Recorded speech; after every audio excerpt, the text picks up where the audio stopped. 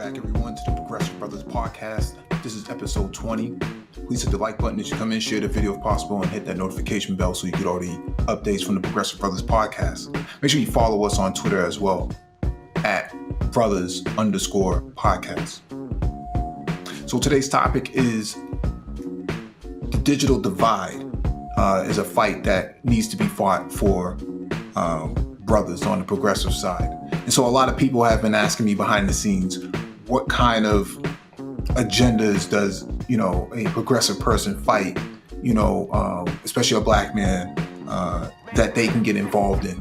And so the digital divide is an area that is key for black men to be instrumental and play a significant role in. What does that mean to have a digital divide, right?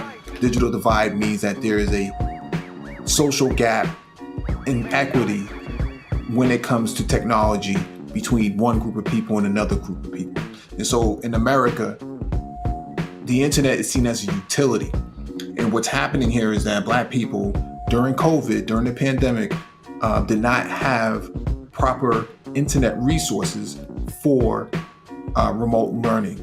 The pandemic exposed this sort of digital divide. Everybody figured out when they sent the kids home and it was time to remote learn, they did not have the proper resources. They did not have affordable internet. They did not have quality internet. They did not have a suitable laptop. They had one laptop per household amongst 2-3 people. That's the digital divide in real time.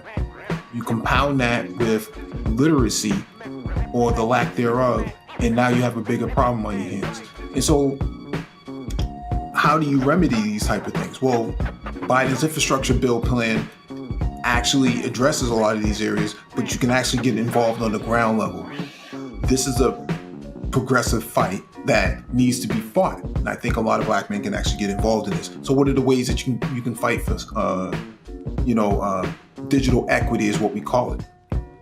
One of the things that you can fight for, more affordable internet service as a utility. Income driven, meaning that if a person is spending 25 to 35% of their weekly or monthly income on internet as internet service as a utility, that's a problem. In South Korea, they spend $10 a month on internet, high-speed, fast internet, whereas in the United States, you're spending $100, $200 on high-speed internet for the same performance. You compound that with a certain income level, and that becomes a problem, especially if you're below the federal poverty level.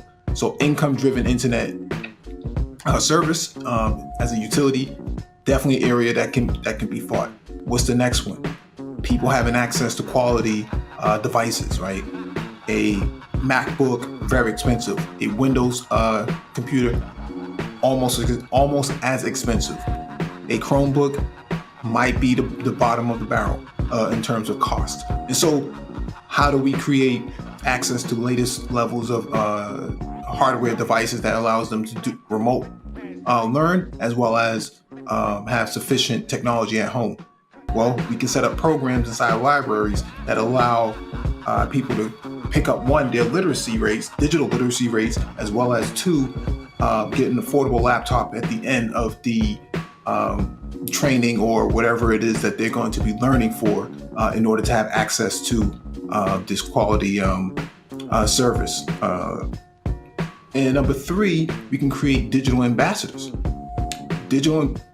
A digital ambassador is basically someone who's a subject matter expert on things digital, whether it's social media or it's other sort of applications or devices, and they can go out and hit the ground, boots on the ground, and actually engage people about the latest of technologies as a service. Okay, and number four, the other area is push for policy that can actually expand the library as an institution. We have to understand the library is one of the most accessible pieces of institutions and infrastructure that we have within the community itself. So if you have old decaying libraries, now's the time to push for policy to actually improve them. Now's the time to actually take over those library spaces and reclaim them within black neighborhoods And then number 3, you can actually leverage the space of the library so that you can expand the services that are offered, including being that of a digital ambassador and creating this, closing the social gap in terms of the digital divide. So these are the key areas that you can actually fight for on the progressive side to actually create traction, for any sort of transformative change. I'll throw one more piece in there and then to close this out. I think when it comes to the digital divide and digital equity, as it's called, people have to understand that if one community is missing out on a digital experience than the other, then the outcome is always going to be different. And so when it comes to coding, if you have a white school district, predominantly white school district, learning to code at 7, 8, 9, 10, 11, 12, it's going to be radically different than those who are in the predominantly black school district that are learning at 20, 21, 22, 23, 24, 25. That's almost a 10-year gap. That's a big difference in technology years and in digital experience. And so these are the areas that you can push for policy for that can close these gaps and actually make things more equitable at the end of the day. And so the digital divide is a fight that needs to be fought. I think that black men can actually play a significant role in this and play and be more instrumental and more vocal in these areas and take common ground. Like, share, and subscribe. Y'all have a good one.